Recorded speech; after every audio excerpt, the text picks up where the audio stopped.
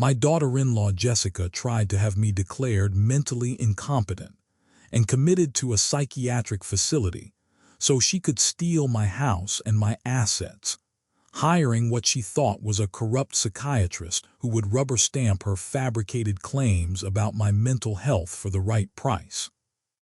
What Jessica didn't know was that the psychiatrist she'd bribed, Dr. Patricia Morrison, was actually my old medical school classmate who had known me for over 40 years and was fully aware that I was Dr. Richard Hamilton, one of the most respected cardiac surgeons in the state before my retirement.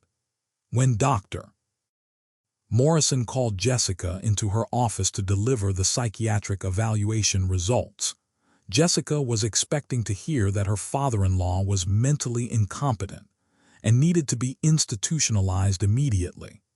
But instead, she got the shock of her life when she discovered that the man she'd been trying to destroy was actually a medical colleague with more credentials and respect in the healthcare community than she could ever imagine. I'm Dr. Richard Hamilton.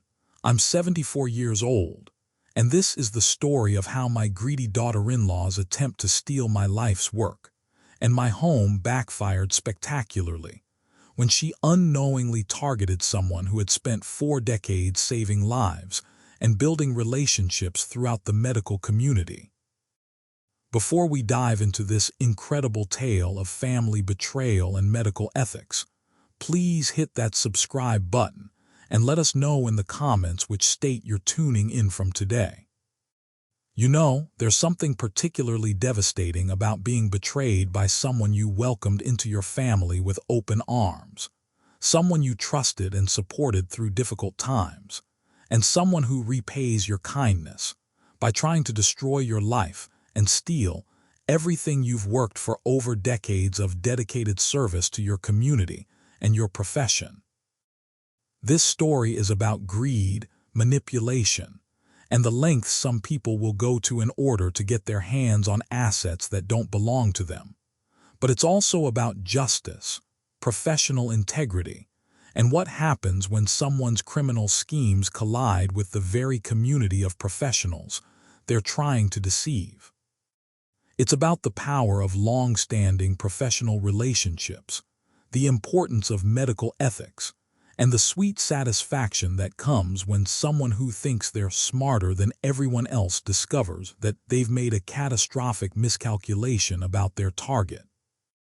Let me take you back to the beginning of this story, back when I was still naive enough to believe that Jessica genuinely cared about our family's well-being and was trying to help with what she claimed were legitimate concerns about my mental health and living situation. Instead of recognizing that she was actually orchestrating an elaborate scheme to have me declared incompetent so she could gain control of my assets and property. I spent my entire professional career as a cardiac surgeon, beginning with my medical degree from Johns Hopkins University in 1973, followed by my residency in general surgery at Massachusetts General Hospital, and then my fellowship in cardiothoracic surgery at the Cleveland Clinic, which at the time was one of the most prestigious training programs in the world. After completing my training, I returned to my hometown of Springfield to establish a cardiac surgery practice that would eventually become one of the most respected and successful medical practices in the region, performing thousands of life-saving operations over the course of 4 decades, and training dozens of younger surgeons who went on to have distinguished careers of their own. My medical career was built on a foundation of excellence, integrity, and dedication to patient care that earned me the respect of colleagues throughout the medical community and the gratitude of thousands of patients whose lives I was able to save or significantly improve through surgical intervention. I was board certified in both general surgery and cardiothoracic surgery, held leadership positions in multiple professional organizations, published numerous research papers in peer-reviewed medical journals, and received countless awards and recognitions for my contributions to the field of cardiac surgery and to the broader medical community. My reputation in the medical field was impeccable, and my colleagues knew me as someone who maintained the highest standards of professional conduct and medical ethics throughout my entire career. When I retired from active practice 5 years ago at the age of 69, I did so not because of any decline in my abilities or judgment, but because I wanted to enjoy more time with my family and pursue other interests, while I was still healthy and energetic enough to fully appreciate my retirement years.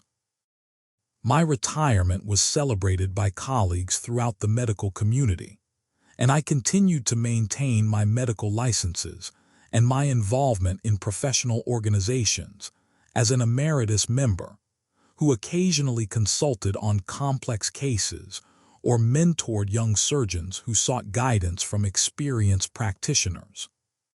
My home is a beautiful Victorian mansion that I purchased 30 years ago and meticulously restored to its original grandeur, creating a showplace that reflects both my appreciation for historical architecture and my ability to afford the finest materials and craftsmanship. The house sits on 3 acres of carefully landscaped grounds in one of the most prestigious neighborhoods in the city, and it's worth approximately $2 million in today's market, making it one of the most valuable residential properties in the area. I live alone in this house since my beloved wife, Margaret, passed away from cancer 3 years ago, but I maintain it perfectly and continue to enjoy entertaining friends and family in the elegant rooms where Margaret and I hosted countless dinner parties and social gatherings throughout our marriage. My son David, who is Jessica's husband, grew up in this house and has many happy memories of his childhood here, which is why I was so surprised and hurt when Jessica began suggesting that the house was too large and expensive for an elderly man living alone, and that I should consider selling it and moving to a smaller, more manageable living situation. Jessica is a real estate agent who married my son David 8 years ago, and initially I welcomed her into our family with enthusiasm and genuine affection, believing that she would be a loving partner for my son and a positive addition to our close-knit family unit. Jessica seemed charming and ambitious when David first introduced her to us, and Margaret and I were happy that David had found someone who appeared to share his values and his goals for building a successful life and family together. Jessica and David have 2 children together, my grandchildren Emma and Michael, who are now 6 and 4 years old respectively. And for the first several years of their marriage, Jessica seemed to be a devoted mother and a supportive wife who was working hard to establish herself in the competitive real estate industry, while also managing the demands of raising young children. But over the past 2 years, Jessica's attitude toward me and her interest in my financial affairs became increasingly suspicious and uncomfortable, particularly after Margaret's death left me as the sole owner of significant assets including the house, my medical practice building, my investment portfolio, and my life insurance proceeds. Jessica began making frequent comments about how difficult it must be for me to live alone in such a large house, how expensive the maintenance and utilities must be on my fixed retirement income, and how much sense it would make for me to downsize to a more appropriate living situation for someone my age. These comments initially seemed like genuine concern for my well-being and practical considerations about managing a large property as an elderly person, but they became more frequent and more pointed over time, often accompanied by suggestions about specific properties that Jessica claimed would be perfect for my needs and much more affordable than maintaining my current home. Jessica also began asking increasingly personal questions about my finances, my investment accounts, my insurance policies, and my estate planning, claiming that she was concerned about making sure everything was properly organized and that David and the grandchildren would be taken care of if something happened to me. These conversations made me uncomfortable because they seemed to focus more on Jessica's curiosity about my assets than on legitimate concerns about my welfare or my family's security. But I initially attributed her interest to her professional background in real estate and her desire to be helpful during what she assumed was a difficult transition period in my life. The situation became more concerning when Jessica began making subtle but persistent suggestions that I might be experiencing memory problems or cognitive decline that were affecting my ability to manage my affairs effectively. Jessica would point to minor instances of forgetfulness or moments when I needed to think for a second before recalling a detail, treating these completely normal occurrences as evidence of significant mental deterioration that required intervention from family members. She began suggesting that I should have my mental capacity evaluated by a healthcare professional to ensure that I was still competent to make important decisions about my finances and my living situation, framing these suggestions as caring concern for my safety and well-being, rather than as attempts to undermine my autonomy and independence. Jessica's campaign to convince everyone that I was experiencing cognitive decline became more aggressive and systematic over time, as she began documenting what she claimed were examples of my confusion or poor judgment, and sharing these supposed incidents with David and other family members as evidence that immediate action was needed to protect me from myself. She would misrepresent normal conversations or routine decisions as signs of dementia or mental illness, creating a false narrative about my mental state that was designed to justify legal intervention to remove my decision-making authority and transfer control of my assets to family members who would presumably act in my best interests. The most insidious aspect of Jessica's campaign was her ability to present herself as a concerned and loving daughter-in-law who was simply trying to help her aging father-in-law navigate the challenges of growing older, while actually working systematically to undermine my credibility and my legal capacity to control my own life and property. Jessica recruited David to support her claims about my supposed mental decline, apparently convincing him that his father was becoming increasingly confused and unreliable and needed family intervention to prevent him from making dangerous or financially devastating mistakes. David's support for Jessica's position was particularly hurtful because it represented a betrayal of our close relationship, and his acceptance of false claims about my mental capacity based on his wife's manipulative presentation of cherry-picked incidents and mischaracterized conversations.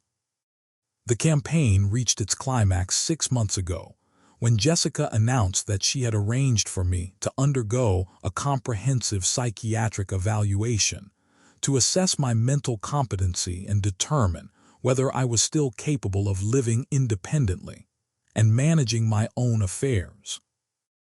Jessica presented this evaluation as a routine precautionary measure that would either confirm my mental fitness and put everyone's minds at ease, or identify problems that needed to be addressed through appropriate medical treatment and family support. Jessica had already identified and contacted a psychiatrist named Dr. Patricia Morrison, who specialized in geriatric mental health evaluations, and who had experience working with families dealing with elderly relatives who might be experiencing cognitive decline or other mental health issues that affected their capacity for independent living. According to Jessica, Dr. Morrison was highly recommended by other real estate professionals who had dealt with similar family situations, involving elderly clients who needed mental competency evaluations before major real estate transactions or estate planning decisions. Jessica scheduled the appointment with Dr. Morrison without my full consent or understanding of what was actually happening, telling me that it was just a routine checkup that would help ensure my continued health and independence, rather than explaining that it was actually a formal psychiatric evaluation that could result in my being declared mentally incompetent and potentially committed to a psychiatric facility. Jessica also made it clear that if I refused to cooperate with the evaluation, she would pursue legal action to have me evaluated involuntarily, claiming that my resistance to the assessment was itself evidence of impaired judgment that justified court intervention to protect my welfare and the interests of my family. The prospect of being forced into a psychiatric evaluation against my will was both terrifying and infuriating, not just because of the potential consequences for my freedom and autonomy, but because it represented such a complete betrayal of trust by someone I had welcomed into my family and supported through the early years of her marriage to my son.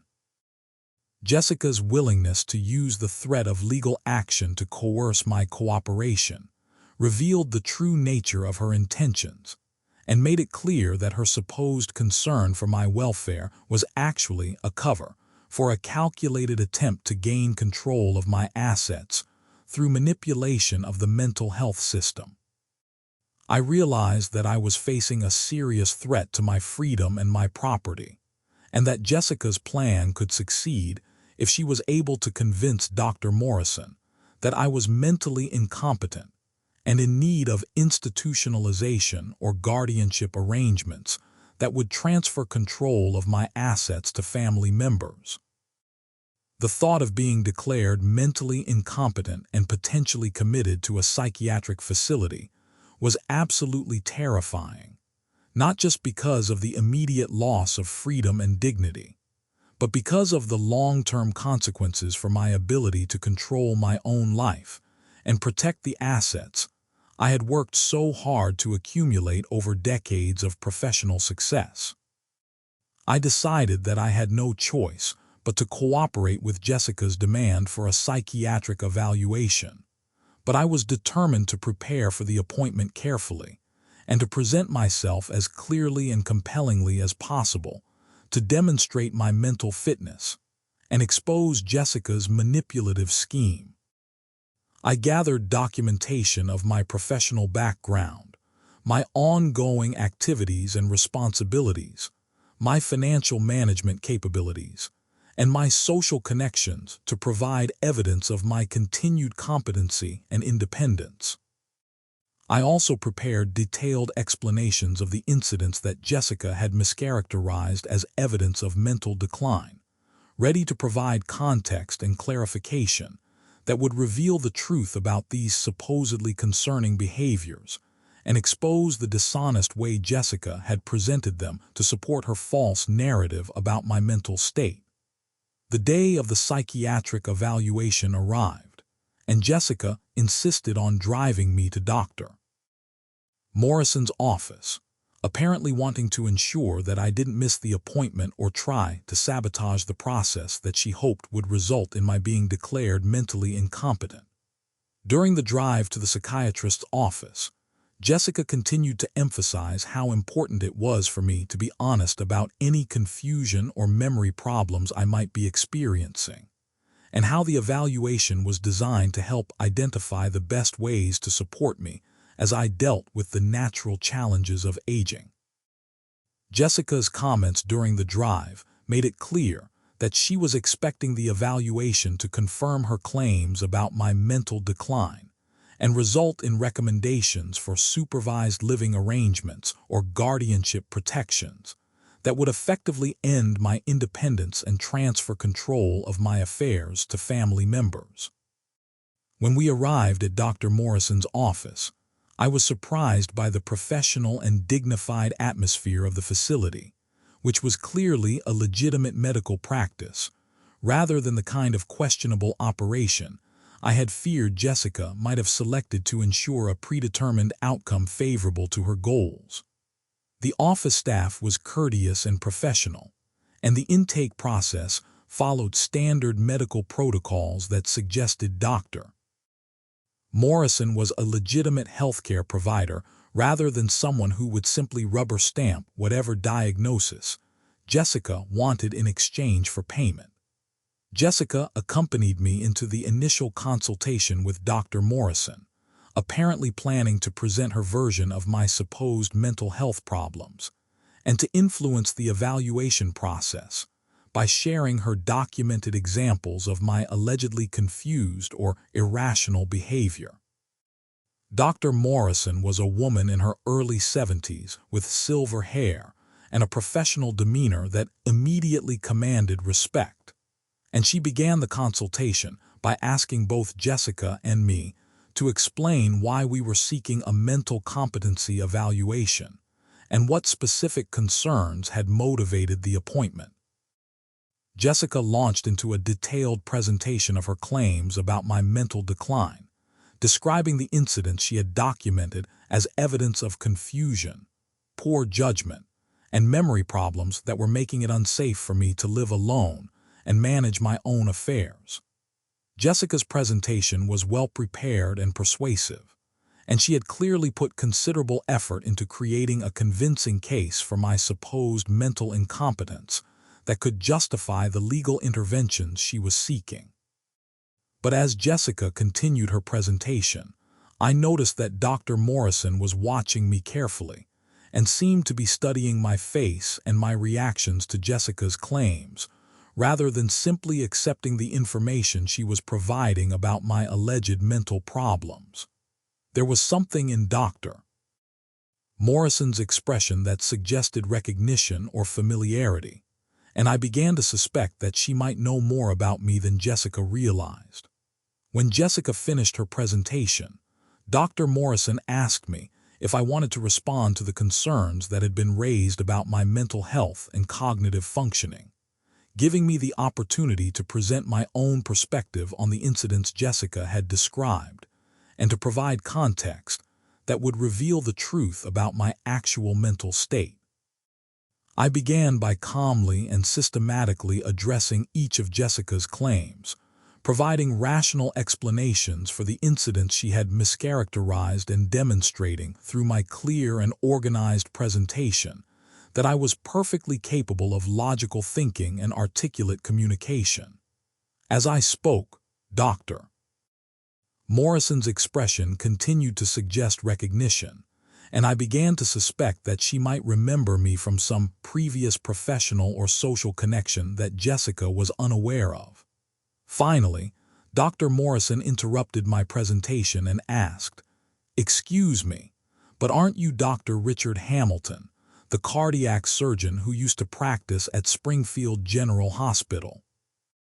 The moment Dr. Morrison asked this question, I knew that Jessica's plan was about to backfire spectacularly, because Dr. Morrison had indeed recognized me as a professional colleague, rather than as the mentally incompetent elderly man that Jessica had described in her manipulative presentation. "Yes, I am," I replied, watching Jessica's face as she began to realize that something was going very wrong with her carefully orchestrated scheme to have me declared mentally incompetent.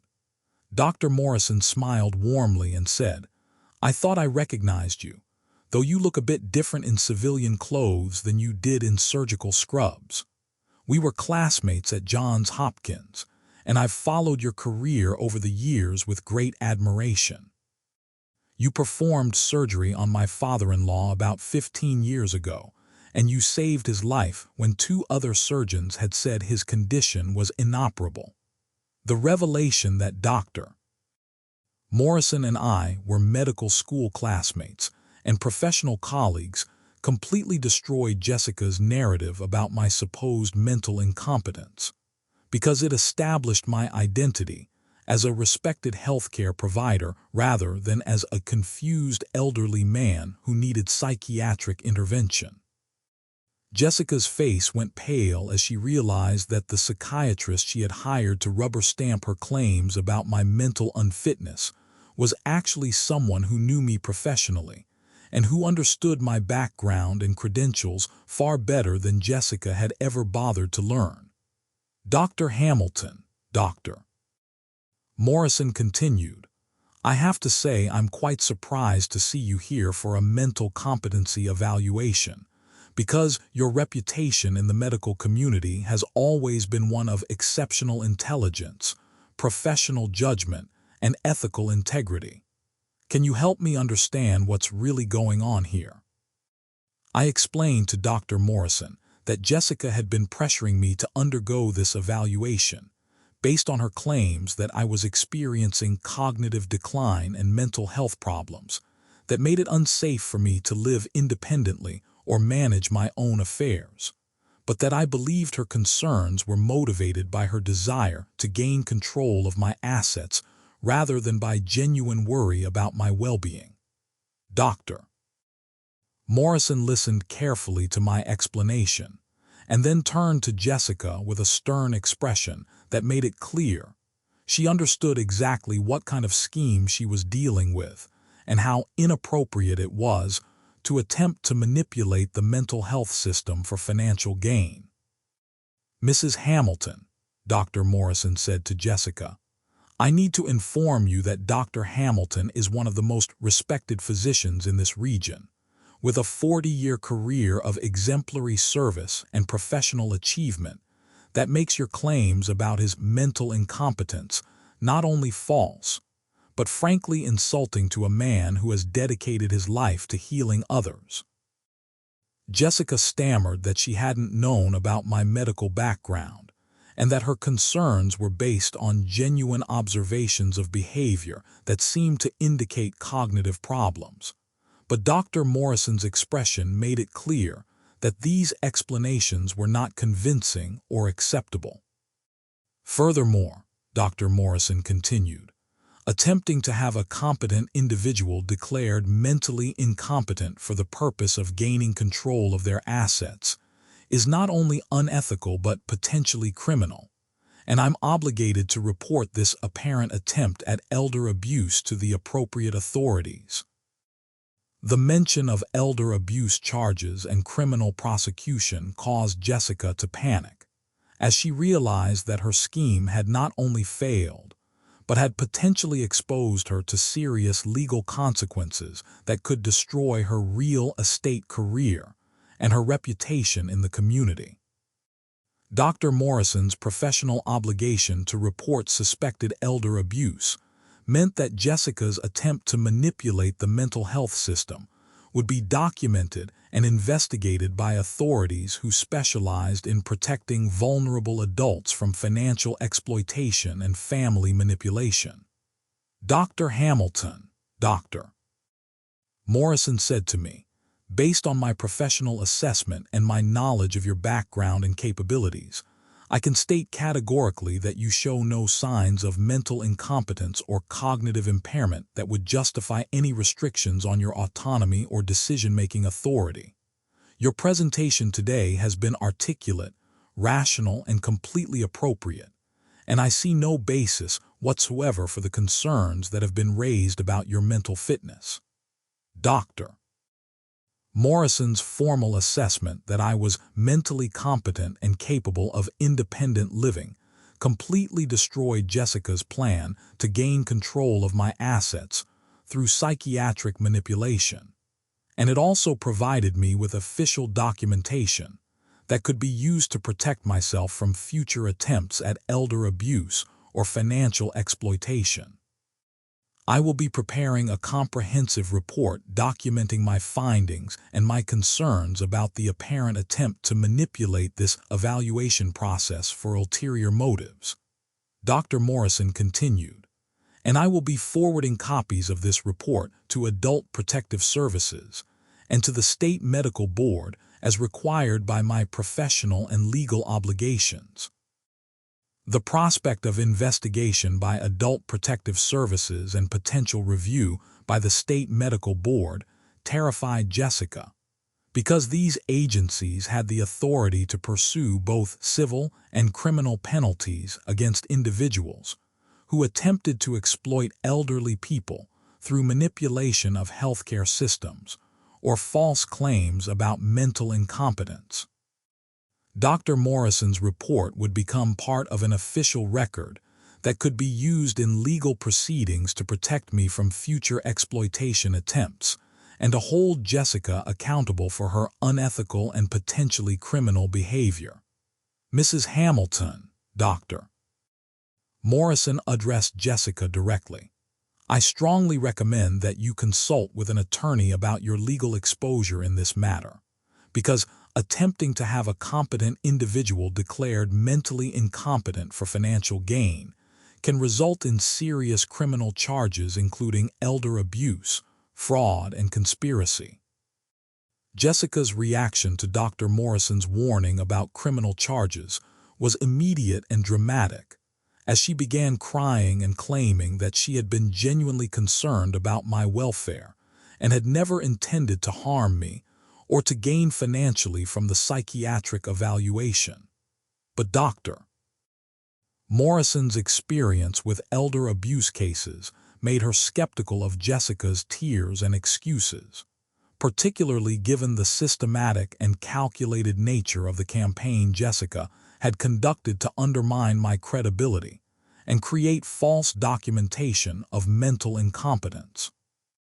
Dr. Hamilton, Dr. Morrison said to me, I want to apologize on behalf of the medical profession for this inappropriate attempt to manipulate our evaluation processes, and I want to assure you that this kind of abuse is taken very seriously by healthcare providers and by the legal system. Dr. Morrison's apology was meaningful because it came from a professional colleague who understood the serious ethical violations that Jessica had attempted, and who recognized the potential damage that such schemes could cause to both individual victims and to the integrity of mental health evaluation processes. The fact that Jessica had unknowingly targeted a respected member of the medical community for her exploitation scheme made her actions even more egregious and potentially damaging to her own legal situation. I would also like to suggest, Dr. Morrison continued, that you consider pursuing legal action against Mrs. Hamilton for attempted elder abuse and fraud, because allowing this kind of behavior to go unpunished only encourages other potential abusers to target vulnerable elderly people who might not have your resources and professional connections to defend themselves. Dr. Morrison's suggestion that I pursue legal action against Jessica reflected both her professional outrage at the attempted manipulation and her broader concern about protecting other elderly people who might become victims of similar schemes if perpetrators were not held accountable for their actions. The recommendation to pursue legal remedies also provided me with professional support for taking aggressive action to protect myself, and to ensure that Jessica faced appropriate consequences for her unethical and illegal behavior. As we prepared to leave Dr. Morrison's office, she handed me her business card and offered to provide additional documentation or testimony if needed for legal proceedings against Jessica, or for any other purposes related to protecting my rights and interests. Dr. Morrison's offer of ongoing support was both professionally and personally meaningful, as it represented the solidarity of the medical community in protecting one of their own from exploitation and abuse. The drive home from Dr. Morrison's office was uncomfortable and tense, as Jessica realized that her scheme had not only failed completely, but had exposed her to serious legal and professional consequences that could destroy her career and her reputation. Jessica alternated between tearful apologies and angry accusations that I had somehow tricked her or set her up, apparently unable to accept responsibility for her own unethical actions and their predictable consequences. Jessica's reaction to the failure of her scheme revealed the true nature of her character and her motivations, as she showed no genuine remorse for attempting to destroy my life and steal my assets, but only anger and self-pity about the failure of her plans and the legal exposure she now faced as a result of her criminal behavior. When we arrived back at my house, Jessica immediately called David to tell him what had happened and to try to enlist his support in minimizing the consequences of her failed scheme. But David's reaction was one of shock and horror rather than sympathy for his wife's situation.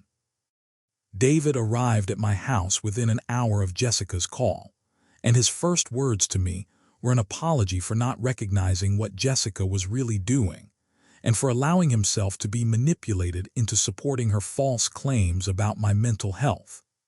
David's apology was heartfelt and sincere, but it couldn't undo the damage that had been done to our relationship or the trust that had been broken by his willingness to accept Jessica's lies about my supposed incompetence.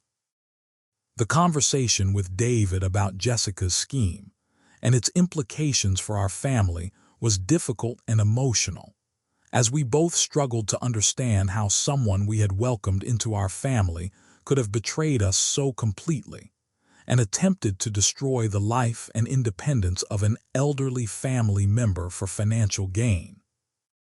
David expressed genuine shock at learning about my medical background and professional achievements, apparently realizing for the first time that he had never really known or understood his father's career and accomplishments beyond the basic facts that I was a doctor who had provided well for our family.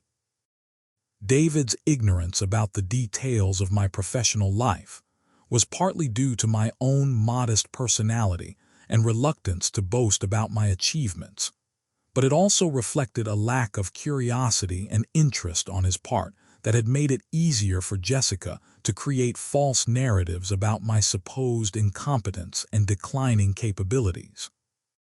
The revelation of my professional background and Dr. Morrison's assessment of my mental competence forced David to confront the reality that his wife had attempted to commit a serious crime against his father and had manipulated him into supporting her fraudulent scheme through lies and misrepresentations.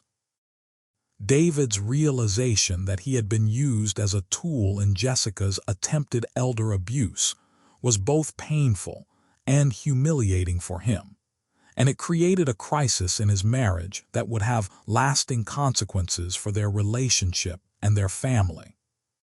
Over the following days and weeks, the full implications of Jessica's failed scheme became clear, as Dr. Morrison's report triggered investigations by Adult Protective Services and other agencies responsible for protecting elderly people from abuse and exploitation. The investigation revealed the systematic and calculated nature of Jessica's campaign to undermine my credibility and create false documentation of mental incompetence, providing clear evidence of attempted elder abuse and fraud that could support both civil and criminal legal action. Jessica's real estate license came under review by the State Licensing Board as news of the investigation became known in the professional community, and several of her clients and colleagues began questioning her integrity and trustworthiness in light of her attempted exploitation of an elderly family member. The damage to Jessica's professional reputation was swift and severe, as the real estate industry depends heavily on trust and ethical behavior, and evidence of attempted elder abuse represented exactly the kind of character flaw that clients and colleagues could not overlook or forgive. The investigation also revealed that Jessica had consulted with several other healthcare providers and legal professionals about the process of having elderly people declared mentally incompetent, suggesting that her scheme against me might not have been her first attempt at this kind of exploitation.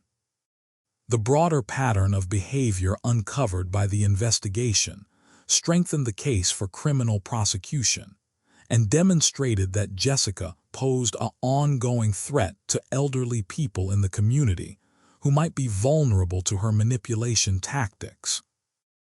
As the legal proceedings against Jessica moved forward, I was contacted by several other families who suspected that Jessica might have attempted similar schemes against their elderly relatives, leading to a broader investigation of her activities and her potential involvement in multiple cases of attempted elder abuse. The scope of Jessica's apparent criminal activity was larger than anyone had initially realized, and the investigation revealed a pattern of targeting elderly clients and family members for financial exploitation that had been ongoing for several years. My case became a key piece of evidence in the broader investigation of Jessica's activities, and my professional background and doctor. Morrison's evaluation provided clear documentation of attempted elder abuse that could be used to protect other potential victims and to hold Jessica accountable for her crimes. The irony of Jessica's scheme was that by targeting someone with my professional background and connections in the medical community, she had chosen the worst possible victim for her exploitation attempt and had virtually guaranteed that her criminal behavior would be exposed and prosecuted to the fullest extent of the law.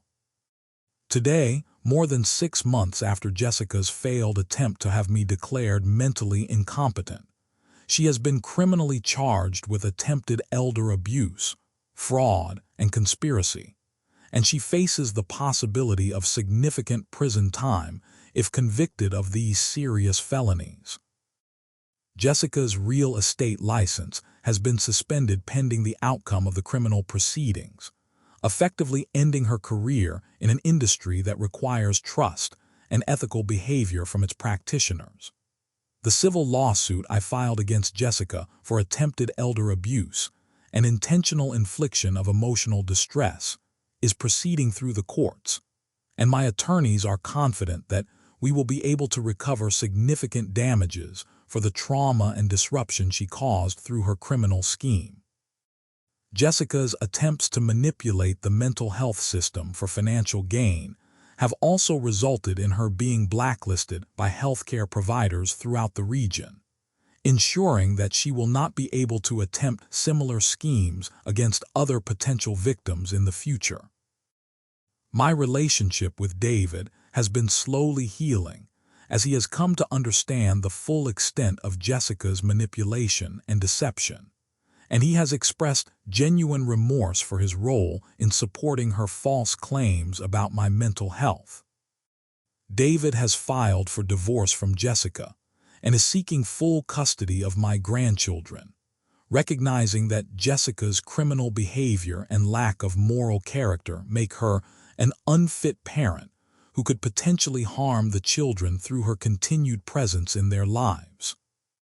The process of rebuilding trust between David and me has been gradual and sometimes difficult, but it has been helped by his willingness to acknowledge his mistakes and his commitment to protecting his children from further exposure to Jessica's harmful influence.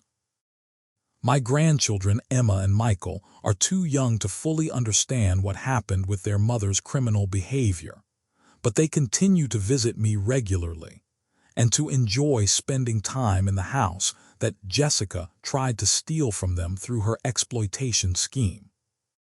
Dr. Morrison and I have renewed our friendship from medical school, and she has become a valuable ally in my efforts to educate other elderly people about the warning signs of financial exploitation and the resources available for protecting themselves from family members or caregivers who might attempt to take advantage of them. Dr. Morrison's professional expertise in geriatric psychiatry and her experience with elder abuse cases have been invaluable in helping me understand the psychological and legal aspects of Jessica's scheme and the broader patterns of behavior that characterize financial predators who target elderly victims. The incident with Jessica has also motivated me to become more involved in community education and advocacy efforts aimed at protecting elderly people from abuse and exploitation. And I have spoken at several community organizations about the warning signs of elder abuse and the importance of seeking help when family members or caregivers exhibit suspicious behavior.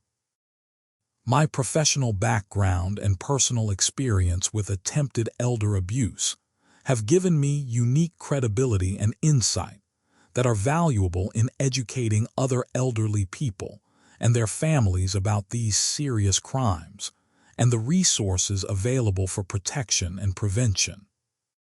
The broader impact of Jessica's case has been significant in raising awareness about elder abuse in our community and in demonstrating that financial exploitation of elderly people will be prosecuted aggressively and that perpetrators will face serious consequences for their crimes.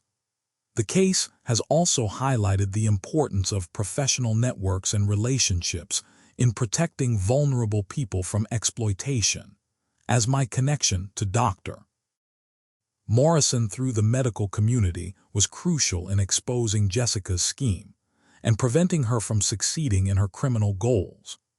The incident taught me valuable lessons about the importance of being vigilant about family members who show excessive interest in elderly relatives' financial affairs, and about the need to maintain documentation and professional relationships that can provide protection against exploitation attempts. The experience also reinforced my appreciation for the ethical standards and professional integrity that characterize the medical community and that provide protection for healthcare providers and their families against various forms of abuse and exploitation. Jessica's attempted exploitation ultimately failed because she underestimated her target and made the fatal mistake of trying to manipulate professionals who knew me and understood my background and capabilities far better than she had bothered to learn during her years in our family. The irony of her scheme was that by trying to use the medical system against a respected member of the medical community, she had virtually guaranteed that her criminal behavior would be exposed and that she would face the full consequences of her actions. The case serves as a powerful reminder that elderly people are not helpless victims who can be easily manipulated and exploited, particularly when they have professional backgrounds, strong social networks, and the resources to defend themselves against criminal schemes. Jessica's assumption that I was a vulnerable target because of my age revealed her own prejudices about elderly people and her fundamental misunderstanding of the capabilities and resources that many older adults possess. The successful exposure and prosecution of Jessica's scheme has provided me with a sense of justice and vindication, while also serving as a deterrent to other potential predators who might consider targeting elderly people for financial exploitation.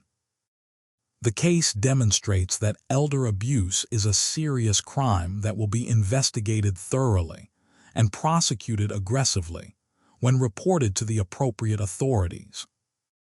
My experience with Jessica's attempted elder abuse has ultimately strengthened my resolve to live independently and to maintain control over my own affairs for as long as possible, while also being vigilant about protecting myself from future exploitation, attempts by family members or others who might view my assets as opportunities for personal gain.